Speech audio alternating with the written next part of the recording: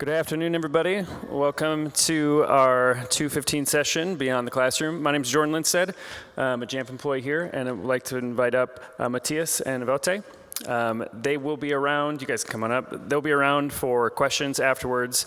We can kind of roam around. If you don't want to ask a question publicly, I'm sure they can stick around and answer them as well. Thank you. Welcome. All right. Thank you all for coming here to the session. Beyond the Classroom, Enhancing Security and Productivity with Jamf Safe Internet. My name is Wouter, and I'm accompanied by Matthias. We're both software engineers here at Jamf, working on on-device content filtering technologies.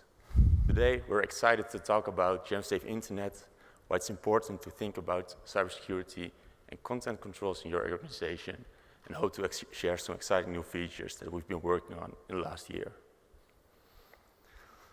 All right, so enhancing security and productivity. One of the first questions you might have is, why would I care about this, right? You might think, our students will focus on the school when they need to, or from the security perspective, our current measures are good enough, or what's the actual risk of a school being attacked? Aren't hackers more interested in businesses of banks, for example? Or simply, it will cost us a lot of time and money. If you have any of these questions, I hope you have reconsidered them and think different at the end of this session. So from the productivity side, the introduction of the iPad transformed the way we educate. There are an enormous amount of upsides from this.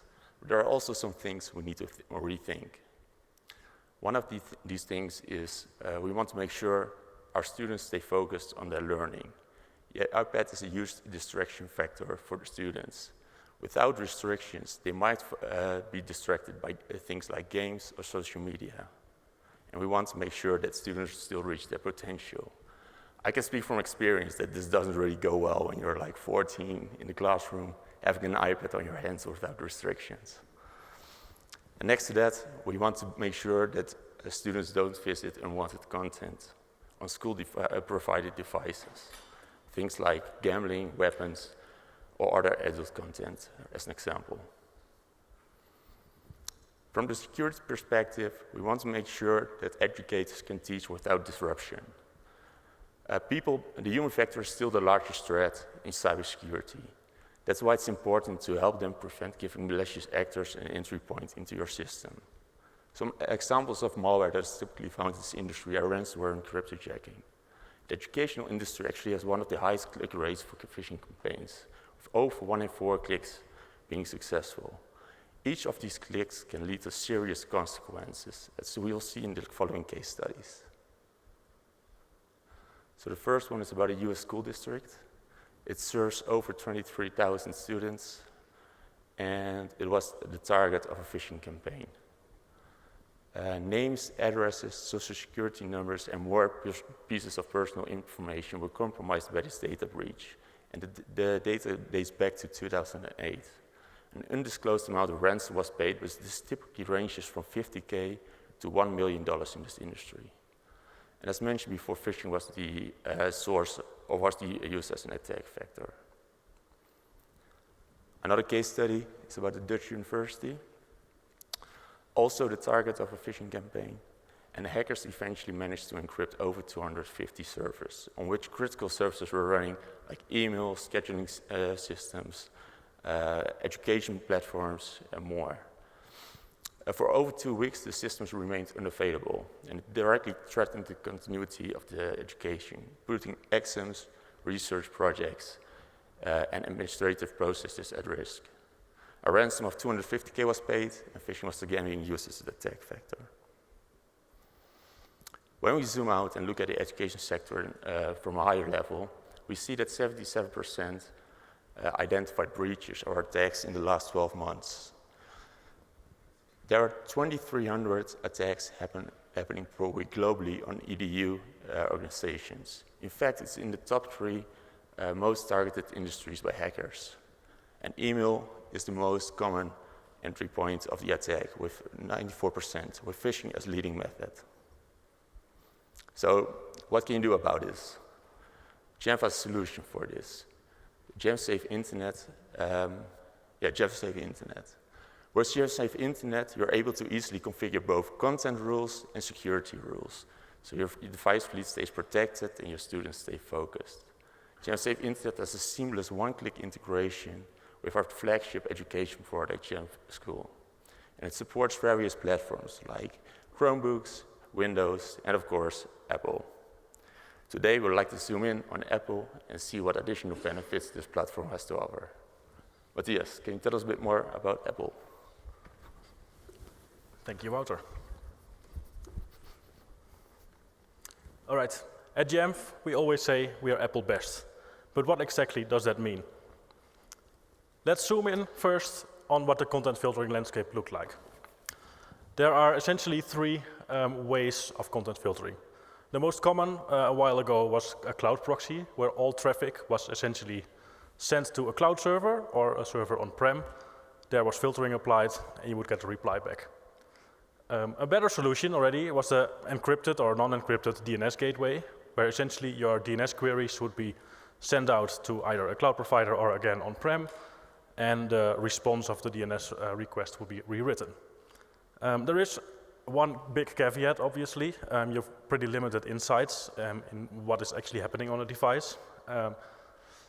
And with the cloud HTTPS proxy, it adds quite some latency and potential privacy issues. A third option that's still being utilized is a proxy or a firewall on-prem. And I think you already see the problem here. That is the on-prem part. You have to be connected to the school network for the filtering to be active. And well, students can easily circumvent that by connecting, for example, to a cellular connection or using a personal hotspot, for example. And we surely can do better, right? And we can. This is the on-device content filtering. It's an Apple exclusive feature, which is integrated right into the Apple OS. It's built on top of the Apple Network Extension framework, and it offers some great additional capabilities and privacy features that are not possible with the methods I mentioned earlier. And one very important feature, what we at Jamf also value a lot, is privacy. And this technology is built with privacy by design in mind. But what do I mean with that? On-device content filtering is built on top of what's called a semi-sandboxed architecture. There are essentially two processes running on the device, one performing the filtering, which has access to a lot of information. Think about things like the full URL, query parameters, and even the HTTP body, without having to perform TLS decryption. On the other side of the equation is the non-sandboxed extension, which does not, by design, have access to all the information that could be potentially privacy sensitive. In this example, a student wants to post a nice message on their Facebook feed, inviting some friends over to a party at their home. We can make a decision about this post, whether it should be allowed, yes or no, but once you are in the reporting part, all the sensitive information is stripped away. And this is all built in right into the network extension framework. And now, onto the unique capabilities I talked about. Thanks to the on-device content filter framework, we can do things that with the other methods are not possible or require things like TLS decryption, which we do not want to do because it has negative impact. It's first of all a security threat, obviously, and second of all, some applications utilize techniques like certificate pinning, which will break that application in that case. So what do I mean with those unique capabilities? Well, first of all, you can filter on full URLs, not just the host name, but the full URL, including the query parameters. Next, we can filter IPs, whether it being a single IPv4, IPv6, a subnet, or even a range of IP addresses. And the third one is quite unique, actually. Each network request that is being made on the device is somewhat earmarked with what is called the bundle identifier of the process where the request is originated from. And we can use that earmark to block all traffic originating from a specific app. Say you want to block a games app or maybe a social media app like Facebook. All network requests coming from that app can be blocked without you having to know each and every domain or service that app is potentially calling.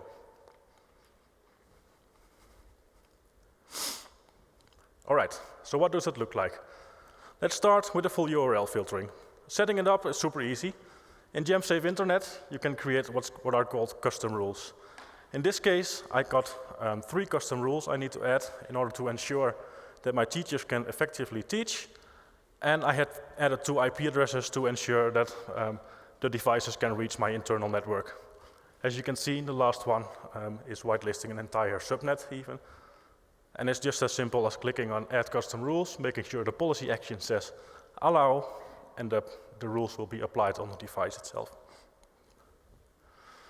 Next, I talked about the ear labeling already, the bundle identifiers. Here I got a list of 2 bundle identifiers of apps I know which are malicious of nature, and I want to make sure those apps cannot make any network requests at all. So I put the 2 bundle identifiers in this text box, and I separated them with a comma. I click on Add, and lo and behold, those 2 applications can no longer make any network request. This is pretty cool. It looks very simple, but thanks to the on-device content filter, we can do these kind of things on the device. Not possible with other methods. Next, end-user experience. This is something we often forget. We think a lot about the IT admin, how they configure their policies, or maybe even the teacher, how they use the devices in the classroom, which websites do they want to allow during the school hours. But the end user, our students, they shouldn't be able to see that our product is on the device. But still, there is a very important element, and that's maybe the element of teaching the students what's happening and why something is happening on their device.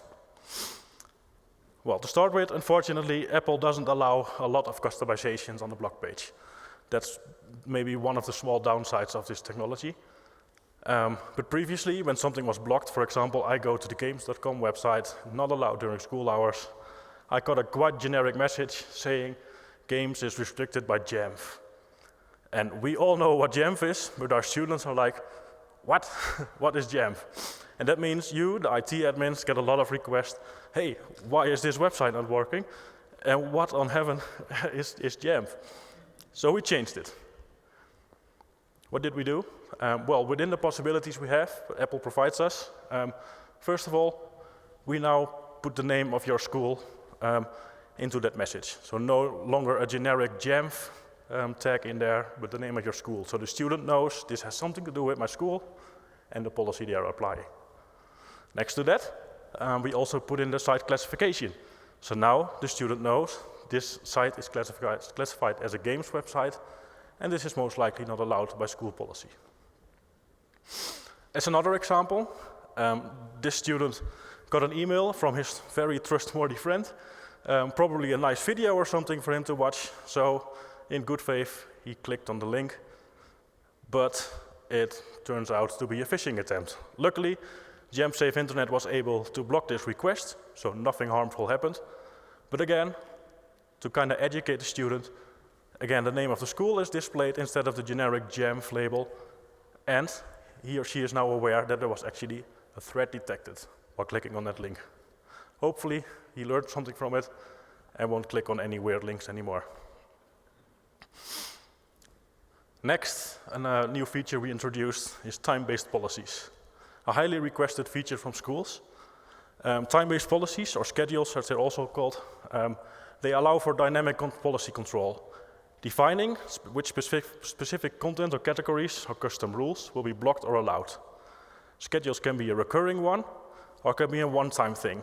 Think about school holidays, or during school hours, after school hours. So how does this work? First of all, these are condition-based rules. That means that we can add, so to say, a condition to our content rules, our default rules, or our custom rules in Jamf Safe Internet.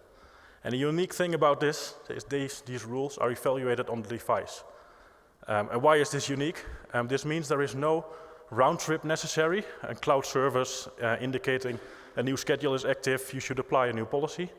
No, the policy is already on the device, and the second a schedule will become in effect, it's effective immediately. So no back and forth with a cloud service, which is pretty unique. And now let's look at some use cases. How can you utilize this new feature in practice. First, at-home devices. Allowing students unlimited access to, for example, games or streaming services like Netflix during the school day can be distracting from learning. But what about in the evening, when they are at home and their parents or their guardians have control over the device? You maybe want them to be able to watch some fun YouTube videos. How can we do that? Well, that's pretty simple, again, in Jamf Safe Internet. In this example, I have pre-created two schedules already. One is the school hours, which runs from the entire school year, from January 1st till August 31, and is active on weekdays between 8:30 and 2:30. We define that as our standard school hours. Next, I created a second schedule called biology class. It was a request from a teacher of mine. It also runs through the school year, as you can see, similar as the school hours, but this has a slightly different recurring model, where it's active on Monday, Wednesday, and Friday between 9:30 and 10:45. Those are the times my teacher is teaching her biology class. So how do I make sure that, for example, games cannot be played during school hours, but can be played after school hours when they are at their guardian's care? Very easy. You can select which schedule should be applied to this rule. Those are the conditions, essentially, I talked about earlier. And that's it. The new policy will be sent to the device. It will continuously evaluate the conditions, and once these condition become in or out of effect, it will immediately be applied on the device. Another practical example, relevant exceptions during school hours. So again, remember I blocked games and entertainment content in my school hours policy, which is great, because that means that students are no longer distracted. But my biology teacher said she has a nice category of educational games she would like her students to play during her class. And we can make that happen, even though the school hour schedule said you should not be able to play games during school hours. I can create custom rules which add an exception to that rule during a specific time of day with a recurrence or a one-time moment. You can choose it yourself, obviously. Well, how does it work? I got two URLs from my teacher. One is games.com with a specific category of games, and the second is a specific YouTube video. By just selecting the schedule biology class and making sure the policy action says allow, I can now be rest assured that even though games cannot be played during school hours, they can be played, but only a specific category during biology class, which is pretty cool. And it offers a lot of flexibility. And with that, I would like to hand it back to Wouter. All right. Thank you, Matthias. Thank you for showing all these awesome new features, and we hope you are as excited for them as we are. And maybe you've already been using them, or I hope it will be in the near future. So, there's one more thing that we'd like to discuss today. Our Threat Labs team is always looking at improving our threat detection. In the last year, we've been working hard on developing an on-device phishing detection model. This is a model that works based on various inputs that are available in the on-device content filter and is able to classify zero-day threats. And it all runs on the device using Apple's neural engine. The neural engine is a set of specialized cores functioning as a neural processing unit dedicated to the acceleration of AI operations. This ensures detection happens instantly and privately on the device. From a technical level, that looks as follows. As we saw before, the on-device content filter runs in its own network extension, in its own process using the network extension framework. It has only limited memory that can be utilized, however. Fortunately, the model can be offloaded to the neural engine.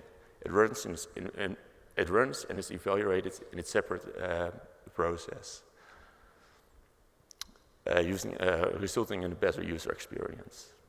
Just as your content policy security rules are very easy to configure, all you have to do is navigate to the web protection policy page and select the threats you want to be blocked. All data will be available in the reports just like you're used to right now. We're currently evaluating the results of this model using real data and expect it to be globally available soon. All right, so before we wrap up, let's see what we've covered today. We've talked about how you can make sure your students stay focused in the classroom when they need to and keep everyone digitally protected using Jamf Safe Internet. The unique capabilities the Apple platform has to offer, exciting new developments like time-based policies, our enhanced blog page, and of course the on-device phishing detection model using Apple's neural engine. If you don't have Jamf Safe Internet yet, it is currently bundled in our new Jamf for K-12 offering. Thank you.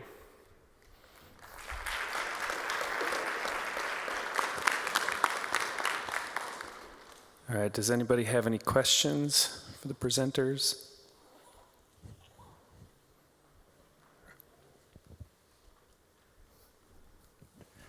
Yeah, you were showing the blocking except for the biology period. Is that across the board or is that by device? It's not per device, but you can, we've got different levels. So you've got the root level, you've got the leave level, and the group level.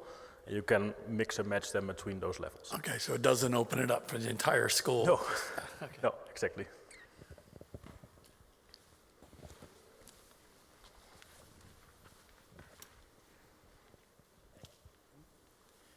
We're already using it and love it, so thank you. One question I get from teachers and parents all the time is how does it know to stay current with certain categories? So if I block games and there's 20,000 more Fortnite websites tomorrow, how does it know? It seems to know, but I never know how to explain it. Well, yeah, that's quite hard to explain. There's some proprietary technology behind it, obviously. And we utilize various sources. So I can't tell too much about it. It's magic. I wouldn't call it magic, but somehow, I mean, it's for games, it's usually like lists that get updated on a very regular basis. What Wouter was, for example, talking about, like the phishing, zero-day phishing attempts even. We are able now to detect them on the device with our new model, which we are training. So that is, well, you could say that's a little bit of magic happening there, and it's pretty unique. Sure. There's one more question behind you. This is a question for you as well as for the group as a whole. Bundle IDs. Who knows a good way of finding all of the bundle IDs to stop socials and that kind of stuff? That's a terrific question. I know there are websites where you can look them up like manually, but I understand that's tedious work. So I don't have a definite answer for that at this point, but we can circle back on that, or maybe Anyone else does, come find me, please. It's very helpful. maybe in the room someone has a nice trick. Any other questions? Yep. In the privacy settings, for balanced privacy, you have the usage report that's anonymous. Is there any plans to make it so we can see machine names? Yes, that's a perfect question, and yes, that's a feature that's coming up. It was discussed during the State of the Union in Education, and we are introducing, and I'm not sure on the name, I know that some people in the room do, but I think it's called limited privacy mode, where you will be able to see what you were asking about. It's not there yet, we're building it, and I think it will ship early next year, but don't take my word for it. We are working on it. Any others?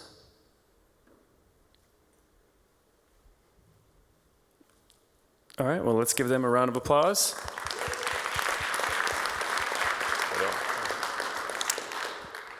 Anything else you guys want to say? Thank you very much, and enjoy the rest of JNUC. All right. All right, thanks, everybody.